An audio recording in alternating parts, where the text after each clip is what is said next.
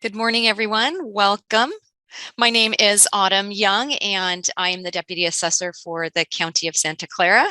Thank you for joining us for our Silicon Valley Economy, Real Estate Markets, and Proposition 19 One Year Later webinar. We're really excited that you're here. Today's webinar will be in two sections. The first section will be Assessor Larry Stone sharing with us his perspective on the economy and local real estate markets, followed by a question and answer period. The second section will be a presentation, an introduction of the history of Proposition 19, and then a presentation by our Division Chief of Standard Services and Exemptions, Nora Galvez, and also followed by a question and answer period. We'll have several other subject matter experts available on Proposition 19 as well. The way this webinar is going to work is that if you have questions, you can go ahead and post those into chat. You'll have two options in chat. You can select to post a question just to the hosts or panelists, or you can select to post a question to everyone. Same with responses. We will do our best to answer questions. And I do want to make the distinction, because we are in two sections. If you can hold the Proposition 19 questions until we're in that section, that will help us keep track so that we don't lose any important topics.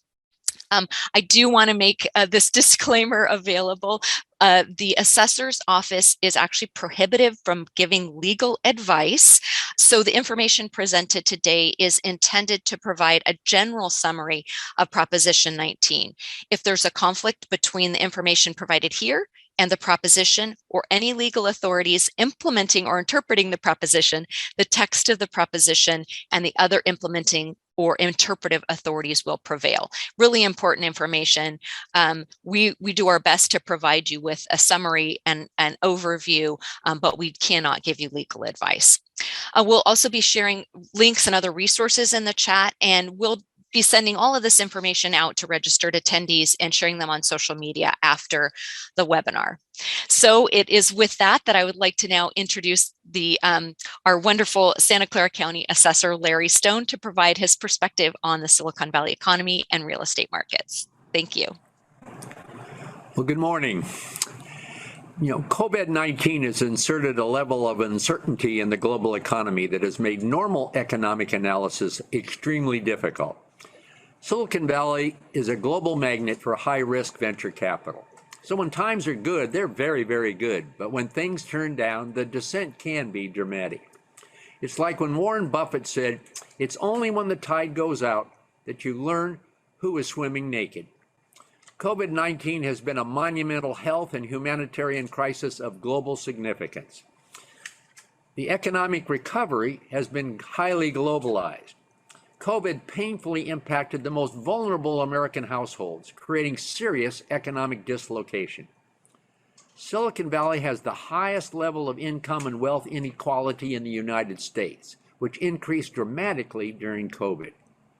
The COVID disruption impacted the way we engage with others in social activities, how we interact with others in the workplace, how we travel, how we shop, even how we buy groceries.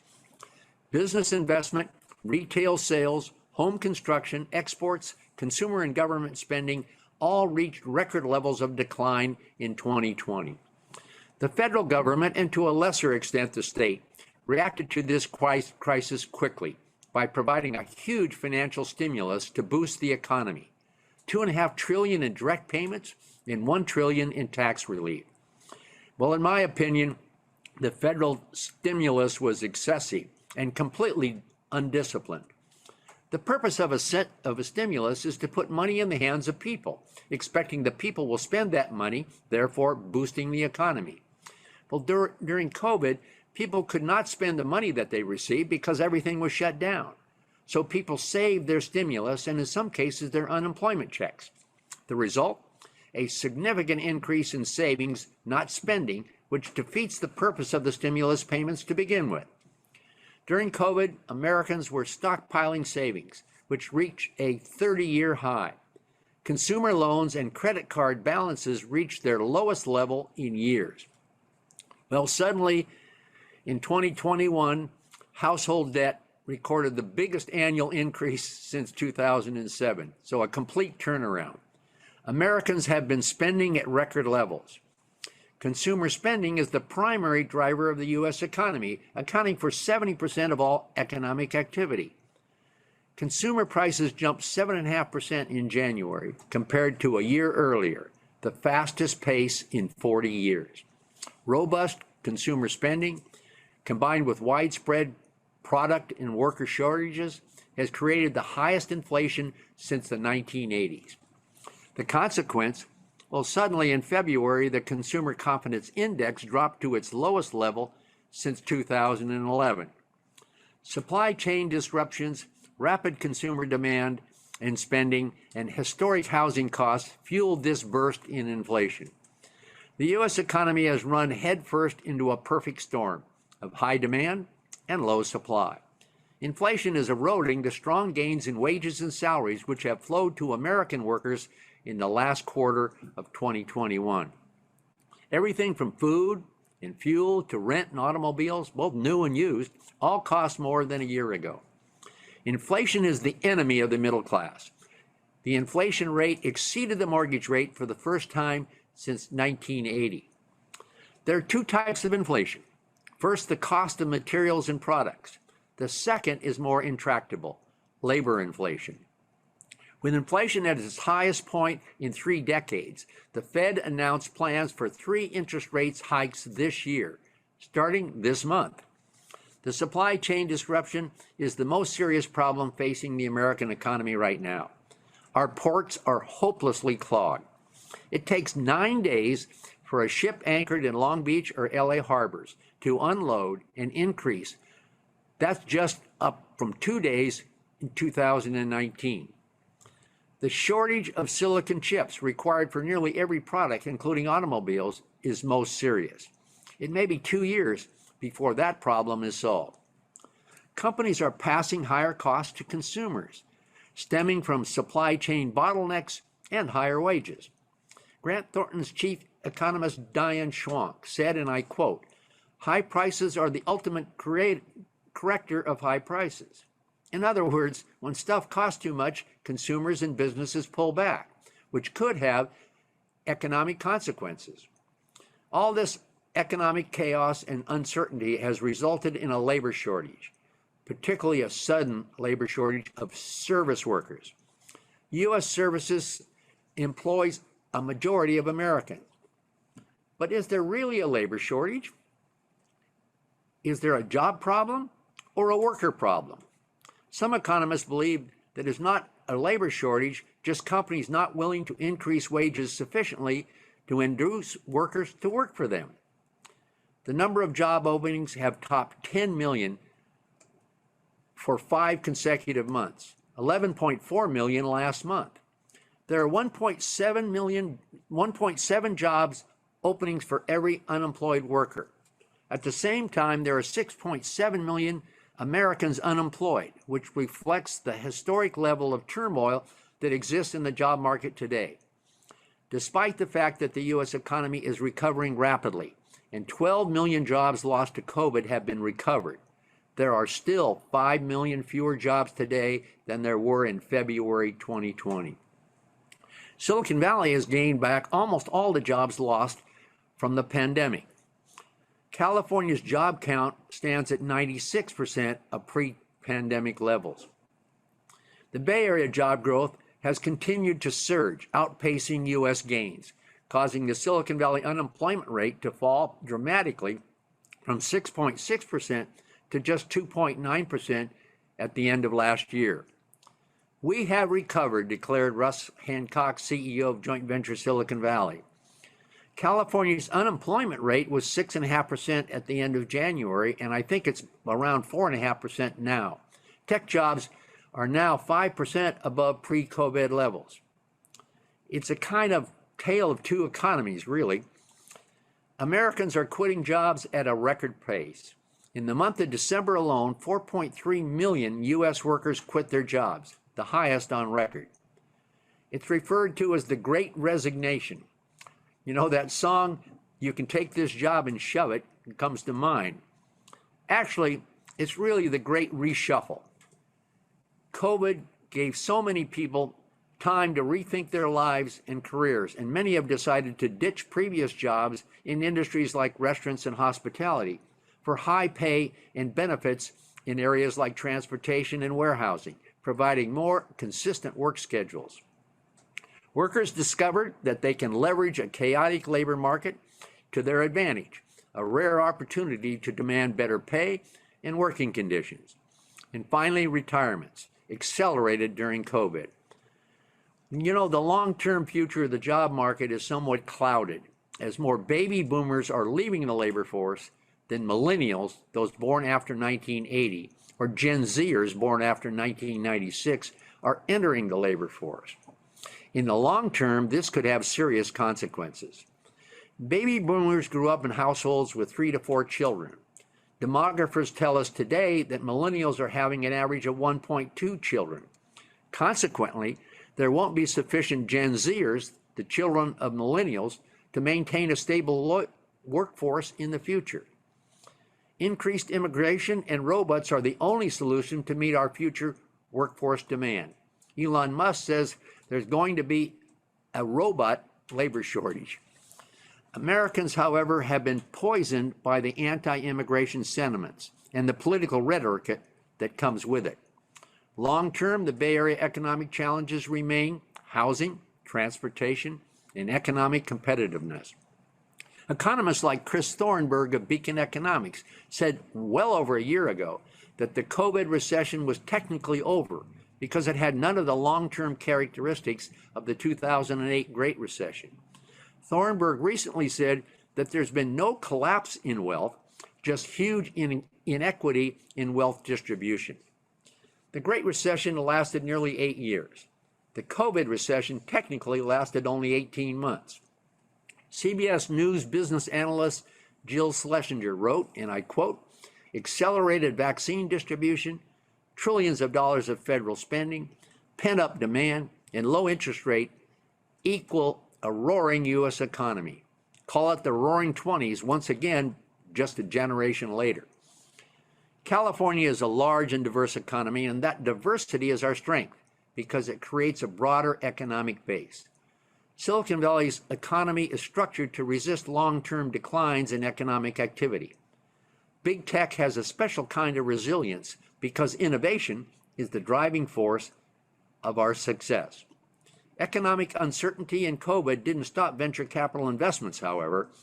Venture capital, led by a record number of mega deals in the Bay Area alone, hit a record high, reaching $80 billion for the year and $29 billion in the third quarter alone. Angel investments were also up 21% year over year. There are significant differences between the 2008 Great Recession and the COVID recession. The 2008 recession was caused by subprime mortgage credit fraud and excessive risk-taking by major financial institutions. Worker layoffs back then were more permanent. The U.S. economy didn't fully recover from the Great Recession until around 2015. The huge spike in unemployment, in which 22 million jobs were lost virtually overnight, the fastest decline in economic history, was directly related to the sudden health pandemic outside of the normal financial system. Workers were laid off from profitable, sustainable businesses that were ordered to close. So what are some of the economic implications of this pandemic on our real estate markets? Well, the most obvious, the travel, hospitality, and leisure sectors. They were hit first and hit hardest. The hotel and lodging sectors are most vulnerable due to a decrease in tourism and business travel, in addition to government-imposed limits on public gatherings, conventions, conferences, trade fairs, and sporting events. Hotels that depend primarily on business travelers, which is the largest source of hotel revenue, suffered the most. During COVID, business travel was down 85%. Investment interest in hotels, however, is booming. In Santa Clara County, hotel investment is up 174%. A 59-room iconic hotel in Monterey County sold for $2.5 million a room.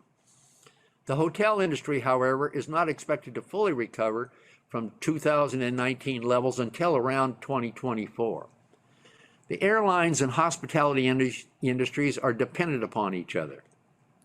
The airline and aerospace industries have been in a severe state of disarray.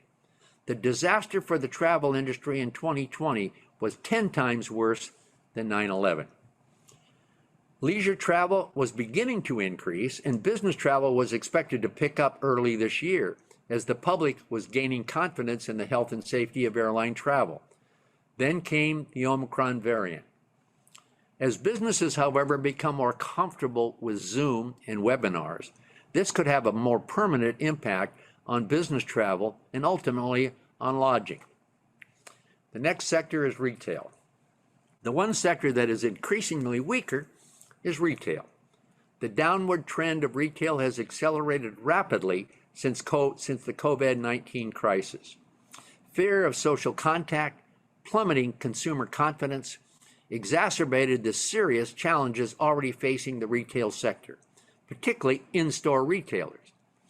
Restaurants, food and beverage outlets, and major malls suffered from compulsory or self-imposed access restrictions. Bloomberg reported that 11,000 restaurants, more than 10% of all restaurants in the United States, closed permanently last year. According to CBRE, it will be at least a year or two before the restaurant market comes back from freefall, as the public feels more comfortable. The increasing prevalence of online shopping versus traditional brick-and-mortar stores all point in the same direction. Online sales are growing exponentially faster than in-store sales, and that trend continues to accelerate. The retail bubble has burst, and the problem is not cyclical. I believe it is a forever trend. Traditional retailers were very late to e-commerce. Retail malls are leading the retail mess. It's referred to as the unmalling of America. One major retail researcher projects that 30% of the nation's 1,100 malls will close in the next 4 years. He stated, and listen to this, quote, "Malls as a property type are dead. Malls are only worth the dirt they sit on. Their structures have no value." Think about that. The French company, the principal owner of Valley Fair and Oak Ridge malls, the largest owner of retail malls in the world, announced that it will divest the company of all malls in the U.S. over the next 3 years. Forbes, however, reported that 16,000 retail locations closed permanently last year, compared to 7,000 in 2019, and 60% of those are mall-based. CBL Properties, one of the nation's largest mall owners with 90 malls, filed for bankruptcy in 2020. The U.S. is simply overstored. The decline of retail, particularly shopping malls, is having a direct impact on local sales and property tax revenue, crucial for funding schools and local government. Traditional shopping centers, particularly malls, are being repurposed to consumer centers with a mixture of uses, including fitness, health and wellness, co-working operations, or are being converted to things like offices, affordable housing, distribution centers for e-commerce, classrooms, churches, museums, and even transitional space for the homeless. San Diego's Horton Plaza, a 900,000 square foot open-air 5-level retail mall encompassing 6.5 city blocks in downtown San Diego, is currently being redeveloped as a mixed-use tech and life science hub. Local elected officials must give up their love affair with retail shopping centers for the sales tax revenue, as in-store retail is a declining enterprise. With the inevitability of autonomous cars, vast surface parking lots present an opportunity for housing development. You know, millennials are the driving force behind e-commerce. Millennials grew up in a one-click world where speed and convenience is expected, indeed demanded. The decline of the middle class is having a profound effect upon retailers. Deep discount retailers like dollar stores are doing extraordinarily well. The barrage of retail bankruptcies, store closures, and diminishing revenues. It has become a survival of the fittest, as name brand debt-ridden retailers, and we all know their names, Circuit City, Mervyn's, Blockbuster, Borders Books, Loehmann's, Sports Authority, Linens and Things, Toys R Us, Payless Shoes, Forever 21, Tuesday Morning, Orchard Supply, J. Crew, Lord & Taylor, Brooks Brothers, Steinmart, Pier 1 Imports, and Sears continue to disappear or file for bankruptcy. One retail leader described it as the 3 C's: closures, consolidations, and contractions. Excess Space Solutions Company projects that retailers are expected to downsize their storefront space by 40 to 50% over the next 10 years. Nevertheless, e-commerce sales still represent only 18% of total retail sales, with 4 in every 5 U.S. consumers regularly shopping online, and 40% of those online shoppers buy something on Amazon once a month. My household, I think it's once a week. Are there any winners? Well, yes, there are. Walmart, Target, and Amazon. Amazon's market cap reached $1.3 trillion yesterday, which is greater than the market cap of the other 15 retailers combined. And those other retailers include Walmart, Costco, Target, Nordstrom's, Best Buy, and 10 others. Amazon's acquisition of Whole Foods sent shockwaves through the grocery industry. One industry expert described it as Amazon declaring war on every supermarket and corner store in America. And many believe that Amazon, Apple, Google, and Facebook are abusive monopolies and that our markets are no longer competitive.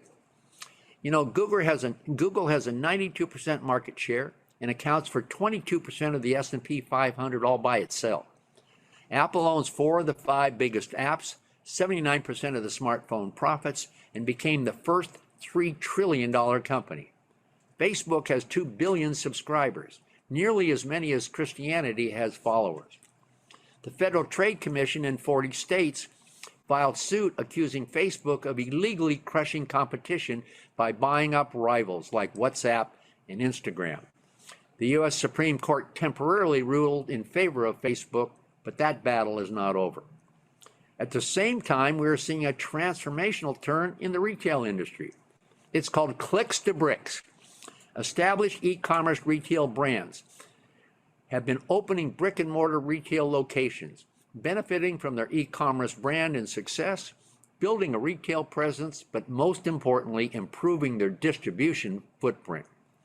The housing market was initially blindsided by COVID-19, but has come booming back.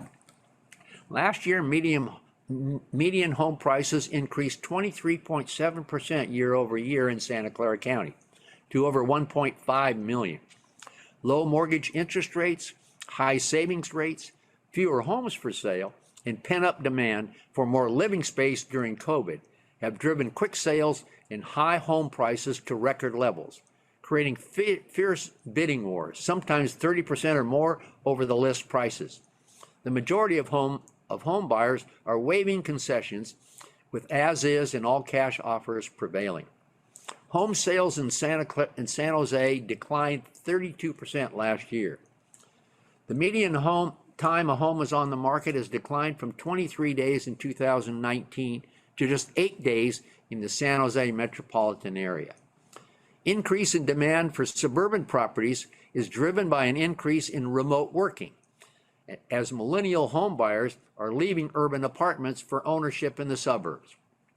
The high-end single-family market is hot in Silicon Valley. Wealthy high-tech professionals, driven by record stock prices and low interest rates, are snapping up expensive homes. In Silicon Valley, luxury home sales jumped 46%, and prices of condominiums are up 36%. Apartment rents have come roaring back, up 12.8% for both new and renewal leases, and now they're above COVID levels. The jury is out on the long-term impact of teleworking on the office market. Most experts believe they will ultimately settle on a hybrid approach.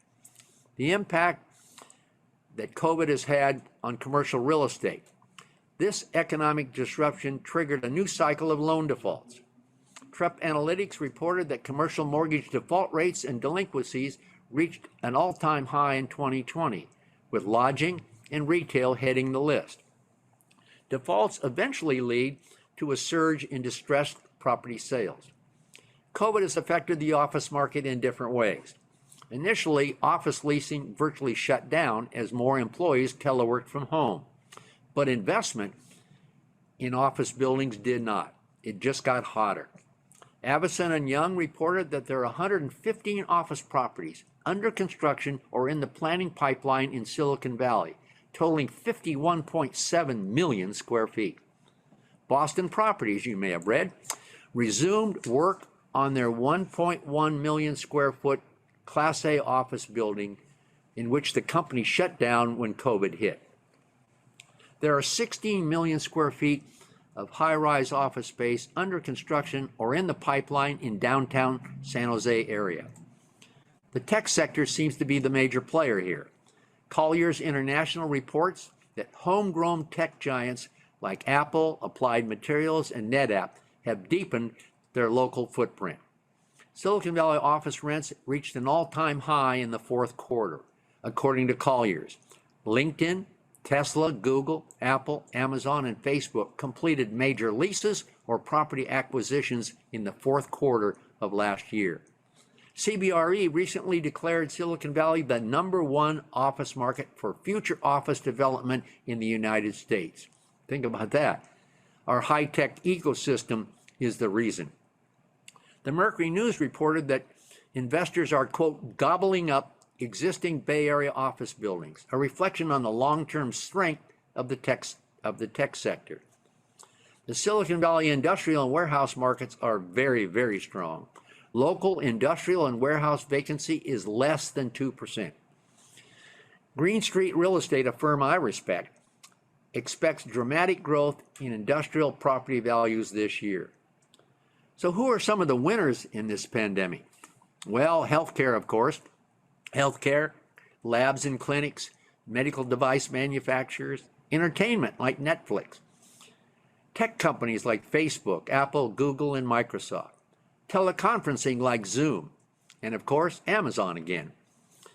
Online retailers are benefiting, accelerating from the impact of the e-commerce on brick-and-mortar retailers. The increase in online shopping created a demand for more logistic facilities. Logistics, data centers, and the life sciences sector are on fire. And it's not a one-off. I believe it's a serious trend. Disruptions of global supply chains has ironically helped the warehousing and logistics. As consumers shift from in-store purchasing to online, and consumers demand faster shipment, even same-day delivery, e-commerce distribution centers must be located closer to city centers. And then there's reverse logistics, the need to facilitate the increase in the number of returns. This will continue to fuel the demand for the logistics sector. Industrial real estate, particularly warehouse, the last mile of distribution, is the most desired asset class this year. Single family is also expected to be strong, including the newest trend, single family detached homes for rent. Millennials are the driving demand for this type of product. Hospitality and retail bring up the rear. COVID also took its toll on tax revenues. Government spending is an important component of a healthy economy. There is a connection between economic growth and tax revenues. As tax revenues decline, so does government spending. McKinsey & Company analyzed the impact of automation on job growth and concluded that 46% of jobs could be replaced by the current methods of automation by 2030. A Stanford University computer science professor said at the 2019 Joint Venture Silicon Valley Conference that 50% of all jobs could be automated by artificial intelligence. For example, there are 3.5 million truck drivers and 700,000 bus drivers in the U.S. who will likely be displaced by autonomous trucks and buses. Cruise, a subsidiary of General Motors, and Waymo are operating robot cars without backup drivers on the streets of San Francisco right today. Driverless technology has moved out of the R&D phase. By 2023, you will be able to text up an autonomous taxi cab. You can do that today in Chandler, Arizona. And finally, I'd like to comment on the concern over the great California exodus. While we should be concerned, it's not a crisis. In 2020, 650,000 people left California for other states, and 480,000 people came to California from other states, a net loss of 170,000 people. So where do these Californians go? Well, Texas, Arizona, Nevada, Washington, and Oregon. And where do these new Californians come from? Texas, Arizona, Nevada, Washington, and New York. In the 10 years ending in 2019, California's exit rate was 1.6%, the lowest of any state in the nation. In Silicon Valley, only 4 major companies have left California, but by and large, their workforce didn't follow. Tesla is still manufacturing automobiles in Fremont. Tesla also recently leased a 325,000 square foot office building in North San Jose. We never want to lose population, particularly because recently California lost a congressional seat. But a crisis? No. A concerning trend? Probably. Apple just purchased 5 office buildings in Cupertino. Apple is worth around $3 trillion. Google worth around $2 trillion. Facebook, $1 trillion.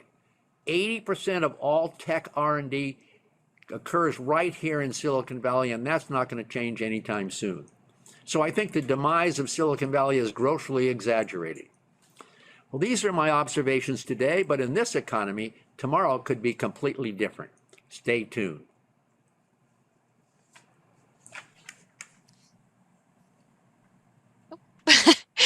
Thank you so much, Assessor Stone, for your perspective.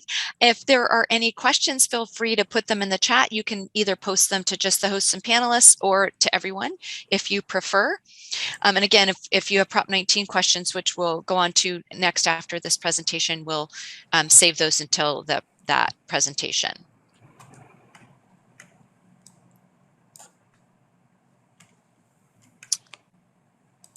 Let me know if, okay, we've got a hand up. So let me see. We had hoped to get these all in chat. Okay. Let's see. It looks like we have a question from Nancy. I'm going to go ahead and allow a voice question during this portion. We may not have that opportunity with Prop 19, but Nancy, I'll go ahead and allow you to say your question out loud. You'll just want to unmute yourself. Good morning. Unfortunately, I just got into the meeting at 9:28. Is there any way I can get a see from the beginning? Did you tape this at all? We did. We're recording this. It's actually being streamed live on Facebook, so we will be sending out the recording of the webinar. Great question. Perfect. Because I got very interested in what he was saying after 9:28. So of course I want to hear what he had to say before then. Great, wonderful. Thank you for that question. It's helpful. We'll be posting that information. We'll also be reaching out to all the registered attendees and anybody on social media with some of the links. We did have a question about some of the links that Assessor Stone referenced in his speech. So we'll be reaching out with some of that information for you via email as well. Thank you very much. Are there any other questions? Okay, I've got a question in chat. Let's see, we've got Prop 13 question is unfair and needs to be changed. What can we do about that? Assessor Stone? Well, yeah. Prop 13 for residential properties, I believe, will never be changed because the very people that own the residential properties would have to vote to change it. There have been attempts to change the assessments and therefore the property taxes for commercial and industrial properties.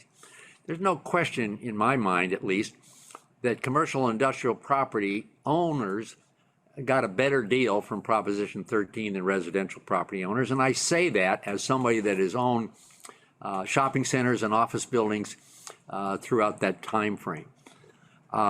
There was an attempt in 2020 to pass an initiative, Proposition 15, to change the assessment to, essentially reassess all commercial and industrial properties to fair market value immediately. That proposition failed in a very close election. And I think it failed for a couple of reasons. But the main reason is that it would have put tens of thousands of small businesses out of business almost overnight. That initiative went on the ballot in November, and it was to be implemented in January, like 60 days or so. But here's how that worked. If you're a tenant, if you're a small business tenant in a building, and you pay your property taxes as a percentage of your rent,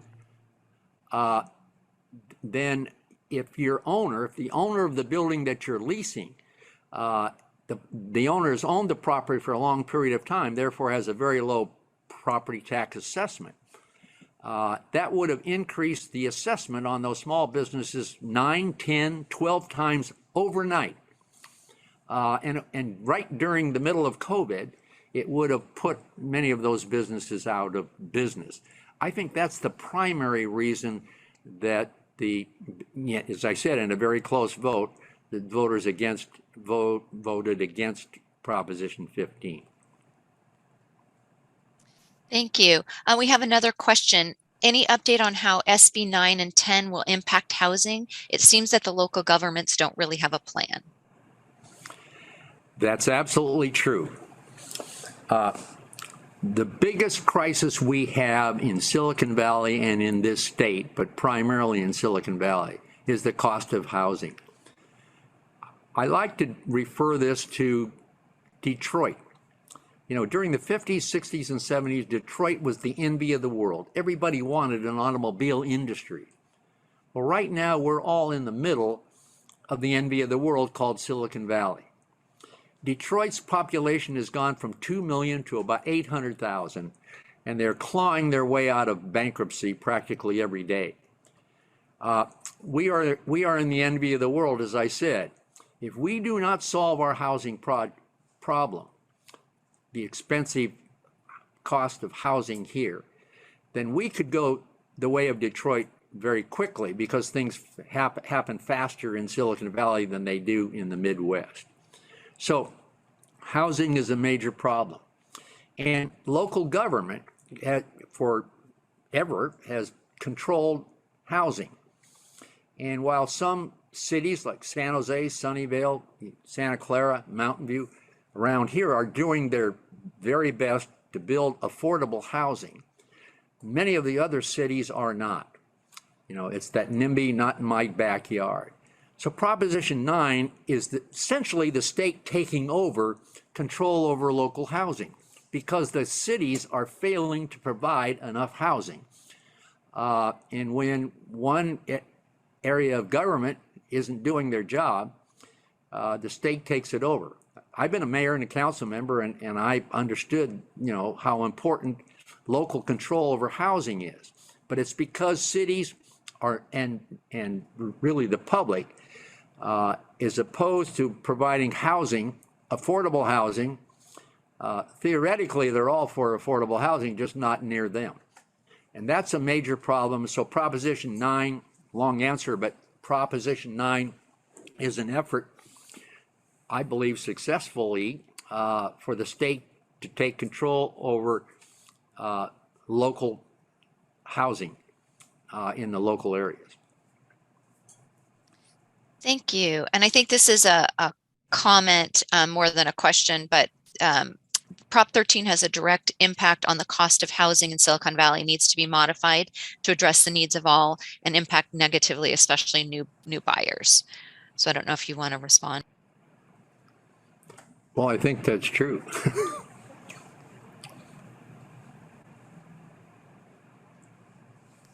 Are there any other questions? Again, you can post them in the chat. I did post in the chat. Okay. What do you think, a question, what do you think of the EPA initiative of sale? I don't understand the question. East Palo Alto initiative of sale. I'm not familiar with that. Okay.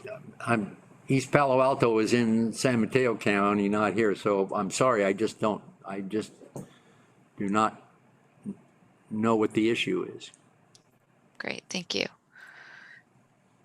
Is there any other questions? Okay, let's see. Avi is asking, can I ask? Avi Urban is asking, can you ask the question verbally? Is that what you're asking? Yes, okay. Okay, great. I will go ahead and allow you to do that quickly. Again, East Palo Alto is not in Santa Clara County. I've allowed you to ask the question verbally, Avi. Okay, thank you very much, Larry. Thanks for the presentation. There is an initiative in East Palo Alto for homeowners who are planning to sell the property that they will give the tenant a first right of refusal before they can put their house on the market. Have you heard about that initiative going on in East Palo Alto? Yeah, I read about that the other day. I'd forgotten about that. I don't know enough about it to know what the impact is, whether there's an issue of fairness or not. It seems to me that with housing, when you open it up to a market, that establishes value, and we're seeing that where Right. Prices are going way above the asking price. So how that would be implemented and still take advantage of the market functions of sale, I just don't know. Okay, thank you. Thank you for that question. We're going to go ahead and move on. Are there any other questions before? Okay. Thank you so much. I'm going to place my email in the chat if anybody has any questions that they would like to pose to the okay, I have one more question. What are your thoughts on revitalizing Valco moving forward? Moving forward. I'm all for it. Valco was probably the first sign that malls were going south. I was a council member and mayor of the city of Sunnyvale when that project opened. In fact, I was at the grand opening of Valco. So it didn't last that long. But I don't know the specifics of the mixture between housing and office and retail. I just don't know enough about it. But it's about time that project gets built. And I'll leave it up again to the local government in Cupertino to decide what mixture of housing and office and retail they're going to have and what the density and impact it will be. That's out of my jurisdiction, if you will. But we will assess whatever they put there. Thank you so much. Thank you all for your questions. I have placed my email address in the chat. Feel free to email any questions that you have. Again, I also posted if you are interested in having Assessor Stone speak to your group, there's a link in the chat that you can fill out a form to have the assessor speak on a variety of topics. So please do so if you'd like to have that option. And I'm available. We're all available for questions. We've got some great subject matter experts here. We're going to go ahead and move on. Assessor Stone will now kick off our Prop 19 update today by sharing some important background information and then introducing our speaker on the topic. Thank you, Assessor Stone. Well, since the passage of Proposition 13 in 1978, assessed values are no longer market-driven. Assessments are based upon the purchase price at the change of ownership or new construction, and then increased by no more than 2% a year. That's Proposition 13. As a result, assessed values over time are far less than market values. One's low assessment has become a prized asset cherished by longtime homeowners and envied or even despised by younger first-time homeowner wannabes. Over time, the voters have approved several ballot measures intended to retain low assessments, even passing assessed values onto their children, and in some cases, even to their grandchildren. Proposition 19 is the latest effort in that regard, but it, unlike its predecessors, was terribly written. For more than 2 decades, I've administered the property tax system in Santa Clara County based upon a simple premise that there were clear rules of the road. Proposition 19 contained major changes to the state constitution, overhauling or eliminating 5 previous initiatives. Many of the provisions were confusing, ambiguous, and were in conflict with the initial intent. To make matters worse, the ballot initiative did not include any implementing legislation. So to understand where we are today, it's important to know how we got here. For decades, with little success, there have been attempts to expand Proposition 60, the initiative passed in 1986, which enabled homeowners over the very old age of 55 to transfer their coveted assessed value to another home of equal or lesser value without reassessment to market value.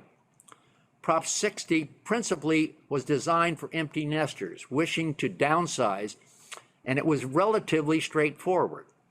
2 years later, the voters passed Proposition 90, expanding this benefit to other counties. However, the inter-county transfer allowed each county to choose whether to participate or not. Well, not surprising, only 10 counties of 58 agreed to accept Proposition 90 transfers. The reason?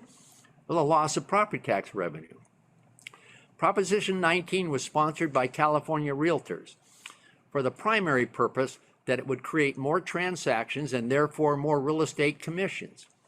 In 2018, California realtors qualified Proposition 5 for the ballot, allowing transfers to all 58 counties. The realtors' proposal, however, was a non-starter for parents and others concerned about the huge loss in revenue estimated by the Legislative Analyst's Office to be $1 billion a year, negatively impacting funding for schools and local government. Proposition 5 was also allowed homeowners over the age of 55 to purchase a larger, more expensive home in any of the 58 California counties and retain most of their property tax benefits, defeating the original intent to assist empty nesters, seniors who want to downsize from a larger home, or to enable grandma to get closer to the grandkids. Proposition 5 failed by a margin of 60 to 40. Cutting funding for public education was a bigger concern for schools and labor unions than the additional tax cut for longtime property owners already benefiting from Proposition 13. In addition, firefighters and teachers unions threatened to fund a campaign to defeat Proposition 5. Realtors argue that seniors living in high-valued homes with low assessments are trapped in their homes, and Proposition 19 frees them from this financial burden. Well, actually, first-time homebuyers are the ones trapped out of home ownership. Firefighters and teachers unions told the realtors that unless they found the revenue to offset the loss, that they would once again fund a campaign to defeat a new proposition, just as they had successfully defeated Proposition 5. So the California realtors had to find a major source of revenue to pay for the huge loss of revenue created by a universal Prop 90, available in all 58 counties. They decided on limiting a tax loophole, the parent-to-child transfer inheritance exclusion. In 2017, California's independent legislative analysts issued a scathing report on the inheritance exclusion, Proposition 58, whereby children are able to inherit their parents' principal residence and retain their low assessed value. The LAO estimated that 60 to 80,000 property owners had received this benefit at a cost of as much as $1.5 billion in lost property tax revenue annually. In addition to the transfer of the principal residence, Proposition 58 also allowed the transfer of additional property assessed at $1 million. Well, the LA Times did a serious investigation revealing the absurdity of this loophole. The Times reported how celebrities Beau and Jeff Bridges had inherited a 4-bedroom Malibu home from their actor father Lloyd Bridges, with access to a semi-private beach, panoramic views of the Pacific Ocean. The investigation revealed that the Bridges rented the home for $16,000 a month and paid approximately $5,000 a year in property taxes. Candidly, the California realtors didn't really care that much about this part of Proposition 19. They just needed to find $1 billion to offset the $1 billion lost from a universal Prop 90. Well, almost immediately, assessors and more powerful interests like the California Farm Bureau identified major problems with the language of Proposition 19. Farmers who historically passed the family farm from generation to generation recognized that they would be big losers. With major political problems building and the likelihood of an organized, well-funded opposition from farmers and labor unions, the realtors asked the legislature to step in and fix the problem. In just 6 days, half-baked Proposition 19 passed the legislature, mostly behind closed doors. It was so late in securing legislative approval that the governor had to step in and sign special legislation tolling the required deadline in which an initiative must be approved by the legislature. Well, the result was a mess. California assessors and the State Board of Equalization have been scrambling to interpret Proposition 19 and determine how we will implement it. More than anything, assessors want to make sure that we uniformly and fairly implement all tax laws. Equal application is not just a goal for assessors, it's a fundamental axiom.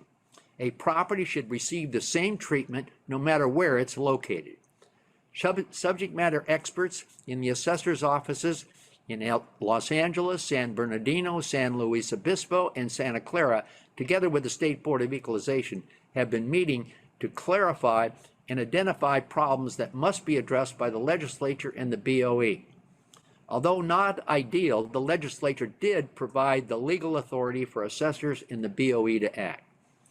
Proposition 19 limits eligible homeowners, defined as over the age of 55, severely disabled, or homes destroyed by wildfire or disaster, to transfer their primary home's assessment to a replacement residence of any value anywhere in the state. Now I'd like to introduce Nora Galvez on my staff. She is one of the state's leading experts in the transfer of ownership and currently oversees a team of assessment professionals responsible for reviewing 70 to 90,000 deeds annually in my office and determine which ones are subject to reassessment. Nora? Good morning, everyone. Thank you so much for that introduction, Mr. Stone, and thank you to all of you that are participating in this webinar. So yes, I would like to give you just a quick overview of where we are in regards to Proposition 19. But before I do that, let me just give you a very quick overview of Proposition 58, the parent-to-child transfers and the grandparent-to-grandchild exclusion transfers. So Proposition 58 was effective on November 6, 1986, and it's added by Section 63.1 of the Revenue and Taxation Code. Under Proposition 58, the parent-to-child transfers of principal residence between parent and children are allowed without reassessment, of course, as long as the provisions of 63.1 are met, regardless of the value of the principal property. There are no restrictions of the use of the property. So a property can be the principal residence, it can be a commercial property, or it can also be an income property. But also it has $1 million in assessed value on properties other than the principal residence. So a parent can inherit or transfer or sell to the children 5 homes. One is the principal residence, the other 4 is income property, as long as it doesn't exceed $1 million limit. That was allowed under Proposition 58. Grandparent to grandchild was effective on March 27, 1996, and is also under Section 63.1 of the Revenue and Taxation Code. Under grandparent to grandchild exclusions, transfers of principal residence between grandparents to grandchildren are allowed only, and that is a key here. So it's only one way, okay? Without any reassessments, regardless of the value, of course, again, as long as the statutory requirements are met under grandparent to grandchild, section 63.1. And there's no restriction of the use of the property also after the transfer. One of the statutory requirements for the grandparent to grandchild is that the middle generation has to be deceased. So in order for the grandchildren to qualify, the parents of the grandchildren have to be deceased. So that is Prop 58 and 193 prior to Prop 19. So then now, Prop 19.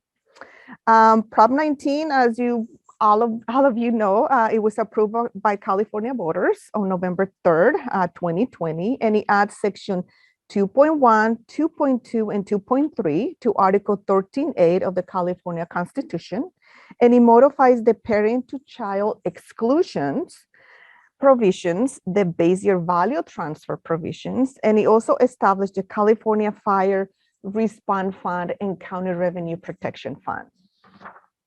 So let's look at the parent-to-child transfer exclusions, which is also known as intergenerational transfer. So perhaps you might heard that term already. So it limits exclusions to family farm or family home only. The family home has to be the principal residence of the transferor and the transferee. Other real properties do not qualify. So remember, as I was saying under Proposition 58, the parent can have 4 income properties and a commercial property. So under Proposition 19, that's not allowed anymore. Only the family home or family farm. And he also adds a value test to the family homes. Okay, and I'll talk to you in a little bit about the value test because it's important to know. So eligible transferor and transferee. So the transferor is the person that is giving away the property, and the transferee is the person that is receiving the property. So an eligible transferor and an eligible transferee have the same meaning under Proposition 19 and are defined as a grandparent, a parent, a child, or a grandchild. So this means that the exclusion applies to a parent-to-child transfer of real property in either direction, from a parent to their children or from the children to their parent.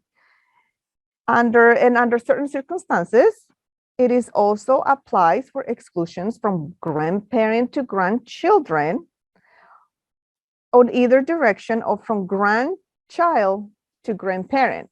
And remember, under Proposition 193, that was not allowed. It was only one way. But under Proposition 19, it is allowed. So it goes both ways in either direction. Okay.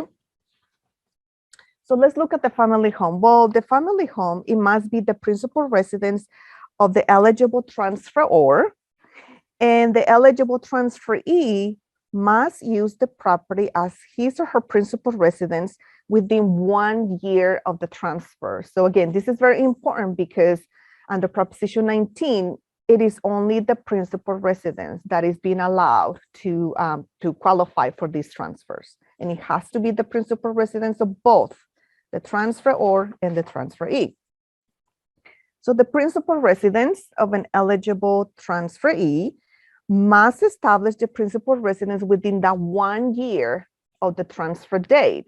So that means that the homeowner's exemption or the disabled veteran's exemption needs to be applied, needs to be in file in our office within that 1 year of the transfer. This is in addition to the filing requirements, which is 3 years under the statute of limitations. So let's look into that. So the filing requirements, like I said, it is 3 years from the date of the transfer or before the transfer to a third party. However, if the transfer, it is transferred to a third party, the claimant still has 6 months from the notice of supplemental or escape assessments to qualify. But then also, if those 3 qualifications are gone. Those filing requirements are gone. If they still entitled, they still can file for a prospective relief for the lien date of the year where the form is filed in our office. Okay, so they still have that last opportunity to file for the exclusion. And I just kind of want to mention that these three requirements are also the same as Proposition 58 and 193, so that did not change. So just looking at the differences, the comparison between Proposition 58 and 193 and Proposition 19, I thought that this was very helpful. So I included these comparison chart to all of you so you guys can see that. This is also on the State Board of Equalization website for you guys to see. So in here you can see the difference, the principal residence under Proposition 19, the family home or farm only. Under Proposition 58, 193, that $1 million exclusion on other property was completely eliminated. Okay, grandparent to grandchild, it can go both ways, but the qualifications remain the same. The middle generation has to be deceased in order for the grandchildren to qualify. The filing period, the homeowner's exemption, again, within that 1 year, and the 3-year statute of limitations still applies, the same as Proposition 58. The section where you can read about Proposition 58 and 193 and all of the requirements are under Section 63.1.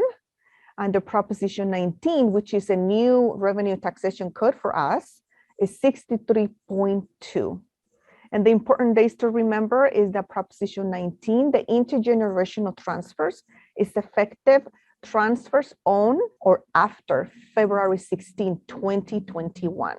And just as a note, really quickly, I just wanted to say that we're still receiving claims for Proposition 58 and 193, as long as the transfer day is February 15, 2021 or prior. We're still looking at those forms and excluding taxpayers from reassessment under that exclusion.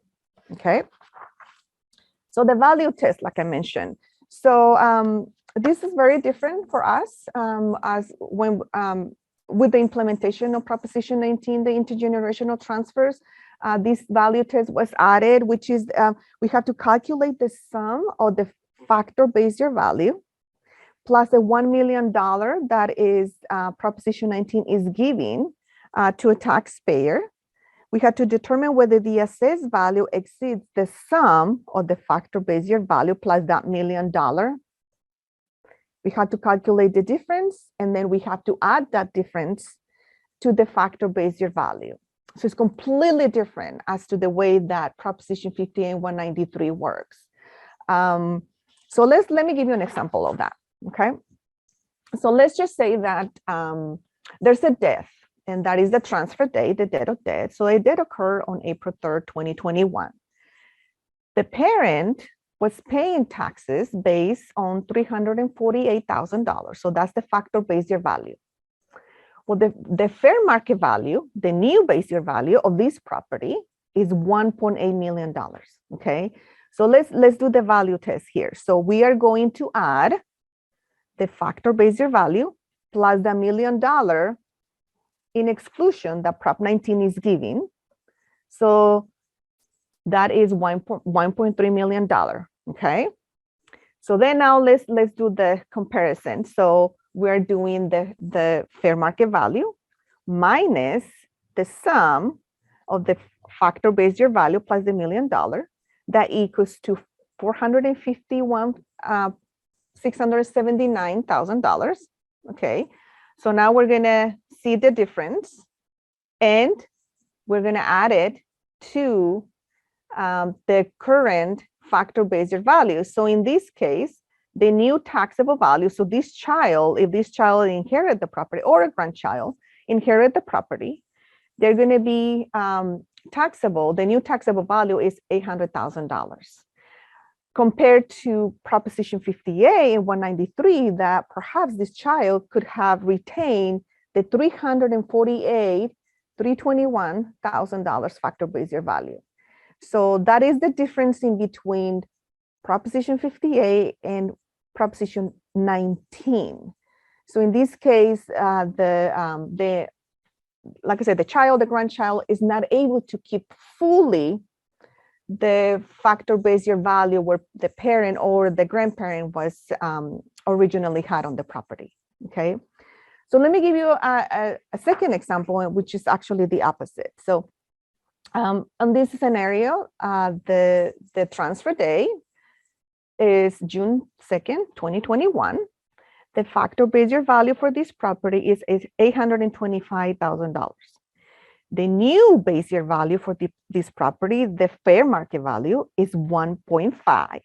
So let's do the calculations again. Factor base year value plus $1 million. And then now we're going to do the difference between the factor base year value and the $1 million minus,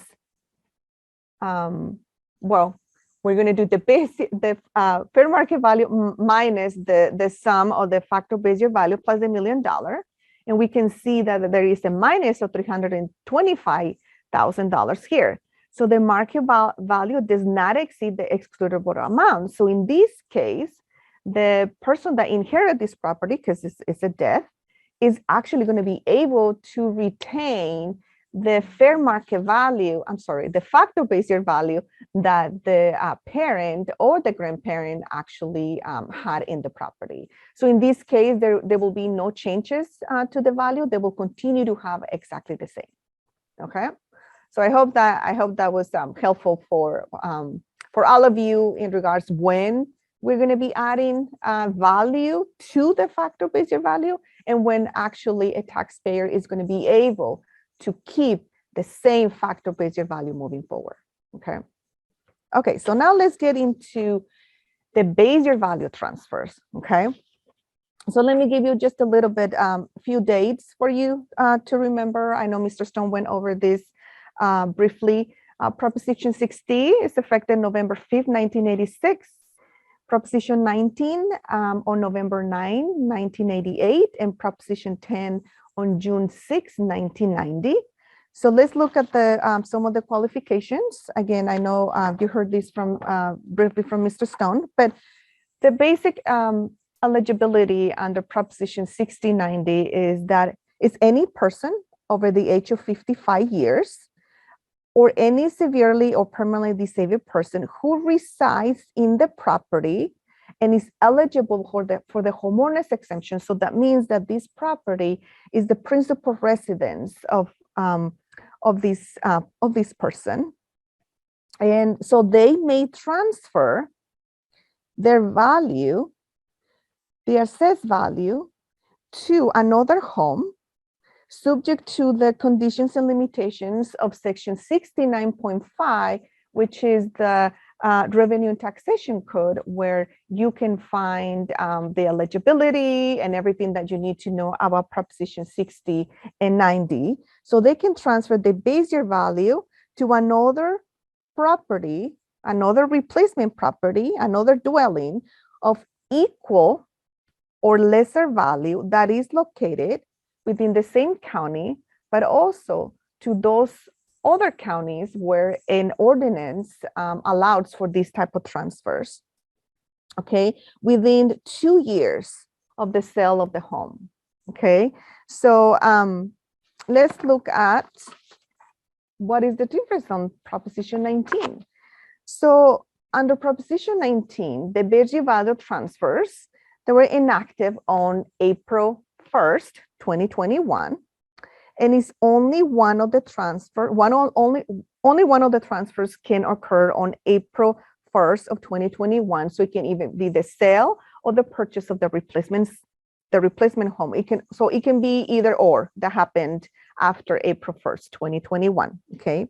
A claimant can utilize this benefit up to 3 times. And this is a big difference because prior to Proposition 19, these very base year value transfers were only allowed once.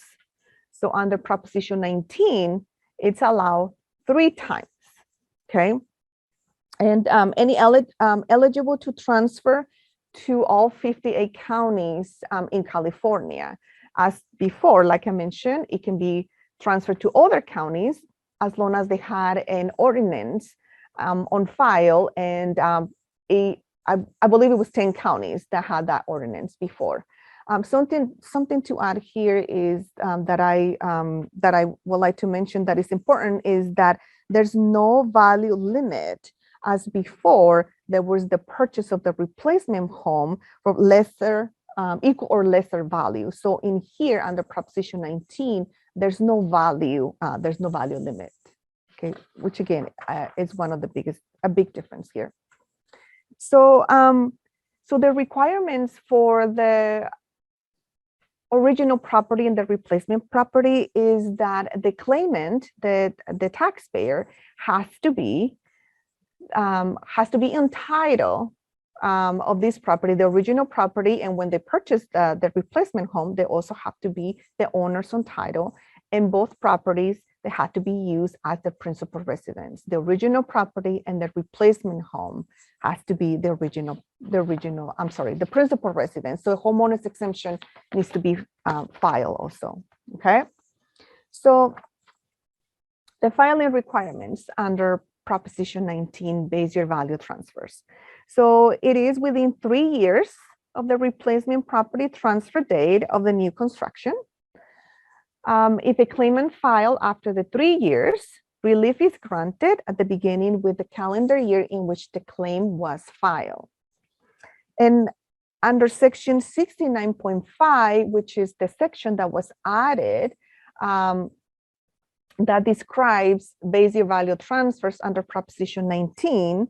Under that section, a spouse of a claimant who is a record owner of the replacement dwelling is not considered a claimant for the purposes of this section.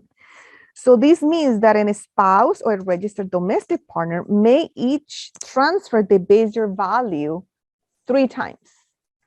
And this is a big difference because before this was not allowed. So that's something to keep in mind. So I also included this comparison chart for you guys to see. And again, this might be maybe a little much helpful for you guys to see the difference as to before and after. The principal residence, that did not change. The timing, it is still within the 2 years. Something that did change, it was the same county or those counties that had that ordinance allowing for these transfers. Now under Proposition 19 is anywhere in California. The value limit before equal or lesser value on the replacement home. And then under Proposition 19, there's no value limit. How many transfers can be done? Under Proposition 6090, 1 time. Under Prop 19, 3 times. The statutory, the section code, 69.5 under Proposition 60 and 90. Under Proposition 19 is section 69.6. And the important dates to remember is that Proposition 19, base year value transfers, the effective date is April 1st, 2021. Okay. So I wanted to give you just a couple of examples also when it comes to those, how is it that we're going to calculate these base year value transfers.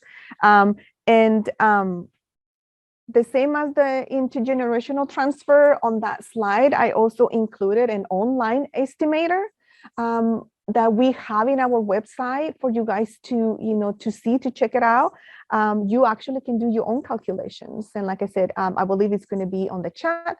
And it is on our website, okay? So now let me give you one example. Okay, so example number 1, so the original property, the sale of this property was on June 2nd, 2021.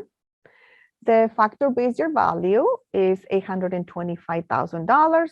The full cash value of the original property is $1.5 million, okay? So now let's look at the replacement property.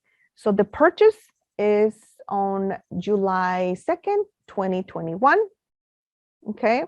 The full cash value is 1.3. And as you can see, the dates, at least one of them, actually in this case, both of them occurred on April 1st, 2021. So we're good. So now let's look at the calculations. So we are doing the full cash value of the replacement home minus the full cash value of the original property, which is minus $200,000. So the full cash value of the replacement property does not exceed the full cash value of the original property. So in this case, $450,000 is enrolled as the new taxable value for the replacement property. Okay. So now let me show you a second example, okay, which is actually different. So the original property, again, the sale occurred on June 2nd, 2021. The factor base year value for this property is $825,000. The full cash value is $1.5 million. The replacement property, the purchase, July 2nd, 2021, the full cash value is 2.3. So doing the calculations, we take the full cash value of the replacement property minus the full cash value of the original property, and that equals to $800,000 in excess value. So the full cash value of the replacement property in this example does exceed the full cash value of the original property. So $825,000 plus the excess value of $800,000 equals to $1.6 million. So that's the amount that we're going to be enrolling as the new taxable value for the replacement home. So again, I hope that these examples are helping just to kind of give you an idea of how we are actually implementing, the values on the replacement property. Lastly, I just kind of want to let you know that we do have really good resources. Here is a BOE website where you can see all of the guidance when it comes to Proposition 19 and also the legislation. You can look at it. There's a lot of good information. There's questions and answers that the BOE has posted, but then also as a reminder, we also have good information on our website that you also can check and see. And now I would like to open to all of you and see if you guys have any questions in regards to Proposition 19, intergenerational transfers, base year value transfers. I just kind of want to briefly state that we also have Audrey Atkins and Debbie Chavez from the Real Property Division. They're also experts on base year value transfers, and they will be able to help you out with any questions that you may have. And just a reminder, thank you, Nora. Just a reminder too that our office is prohibited from giving legal advice. The information presented today and answers are meant to be a general summary of Prop 19. And if there's a conflict in the information provided, then the proposition or any legal authorities implementing or interpreting the proposition, the text of the proposition, and other implementing or interpretive authorities will prevail. So thank you. Okay, so we've got a question. If we can define full cash value, please. Full cash value is the fair market value of the property. So basically what you purchased it for and if the appraiser has accepted the sale. Great, thank you. Any other questions? Again, you can post them in chat to everyone, or you can post them just to the hosts and panelists.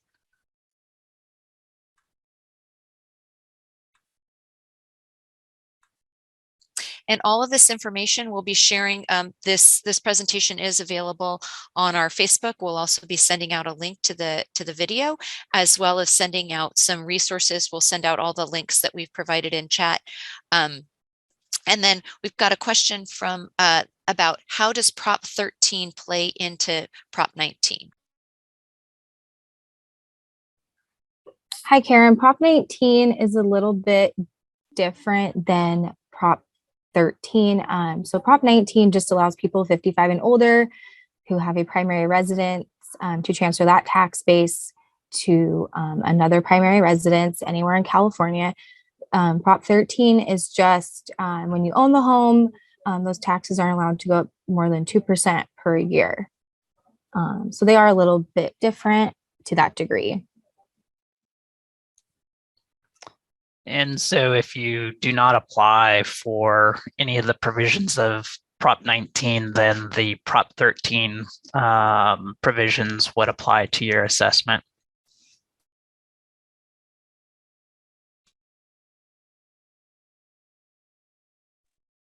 Great. Any other questions?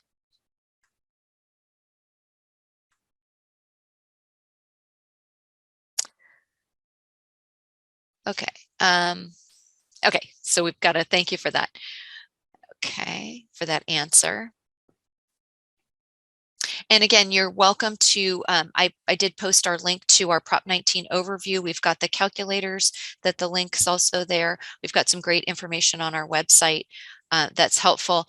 Our subject matter experts are always available via email or phone during the week to answer questions that you might have. We understand that circumstances may be individual. We're just launching a poll now. So if we've got a one single question poll, would an additional webinar on Prop 19 be of interest to you? So if you would like to complete that poll, that would help us understand what information we need to help provide to the community to make sure that they have the detail that they need. And we'll just end that in just a few seconds. We're getting close to the participation rate. We'll give that about 15 more seconds.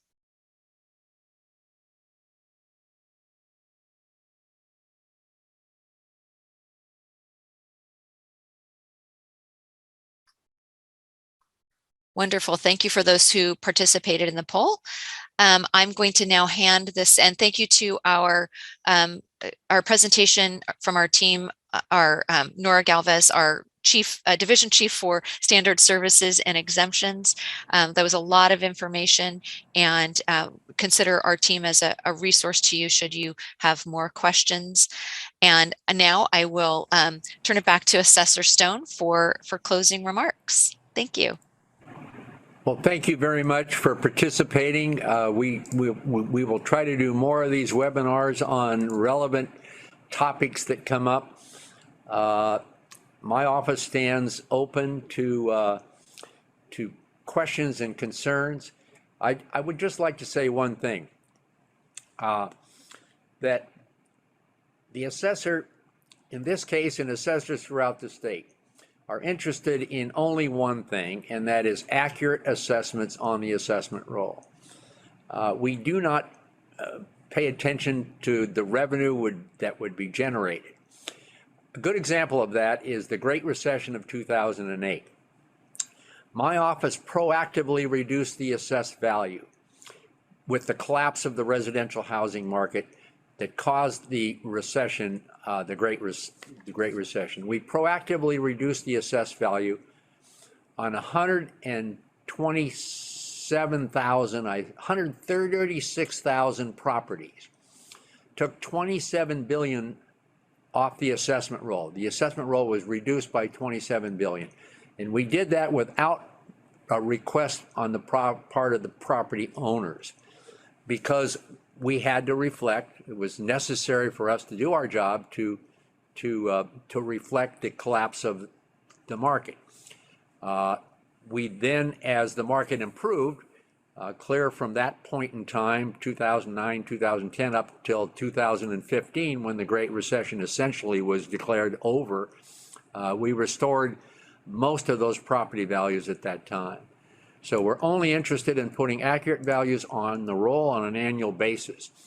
The assessor is constitutionally required to close the assessment roll with all property, business and personal property, as well as residential, as well as real property every July 1st.